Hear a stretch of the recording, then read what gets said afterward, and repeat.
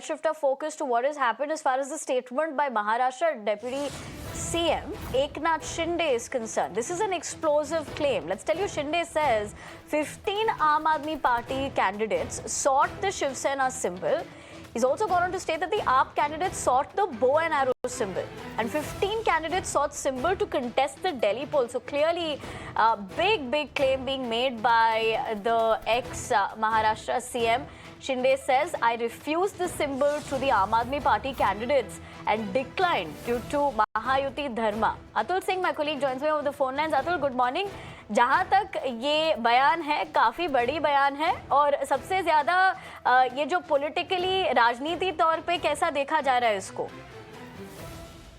देखिए, इससे एक चीज साबित हो गई है कि आम आदमी पार्टी जब चुनाव लड़ रही थी और बीजेपी के पक्ष में जिस तरीके का उनको माहौल देखने को मिल रहा था, भ्रष्टाचार के जिस तरीके का आम आदमी पार्टी के ऊपर आरोप लग रहे थे, तो कहीं ना कहीं वो प्लान बी पर भी उनकी कोशिश थी। और इसमें कहीं ना कहीं बीजेपी के जो साथी दल हैं शिवसेना शिंदे गुट की, उनसे सीधे संपर्क किया गया है। उप मुख्यमंत्री खुद एकनाथ शिंदे ने ये बयान दिया है कि उनसे 15 ऐसे नेता आम आदमी पार्टी के जो ये मांग करने के लिए उनके पास आए थे कि आप हमें धनुष बाण, जो उनकी पार्टी का सिंबल है शिवसेना का, उस पर चुनाव लड़ने के लिए आप हमें मौका दीजिए, जिस पर उन्होंने इस बात से इनकार किया, पार्टी से टिकट देने से इनकार किया। उनका कहना था कि हम चूंकि एनडीए के साथ है, हम गठबंधन धर्म निभाते हैं, उसमें विश्वास रखते हैं, इसलिए हम आपको पार्टी का ना ही सिंबल देंगे, ना ही पार्टी से टिकट देंगे।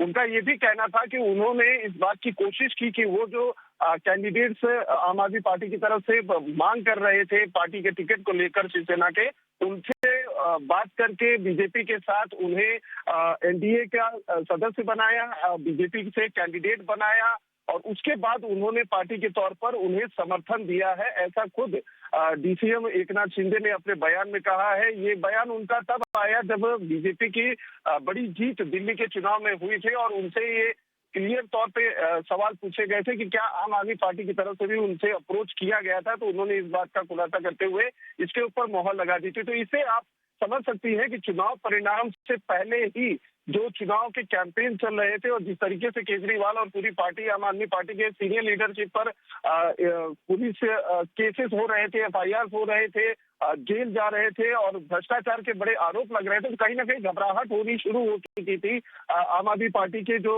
जमीन पर काम करने वाले कार्यकर्ता थे, लीडर्स थे, उनकी तरफ से कोशिश की जा रही थी कि कहीं बीजेपी के ना सही तो उनके जो सहयोगी दल है, क्योंकि 2 अगर सीटों की बात करें तो वहां पर ऐसे भी थे दिल्ली में जहां पर रामविलास जो एलजेपी है, चिराग पासवान की, उनको तमाम जानकारी के लिए शुक्रिया। But for the moment we have to leave the conversation at that, clearly with the aspect of that statement coming in, lot more to read between the lines given what we've seen as far as the run up to the polls in Delhi is concerned. Let's leave it at that.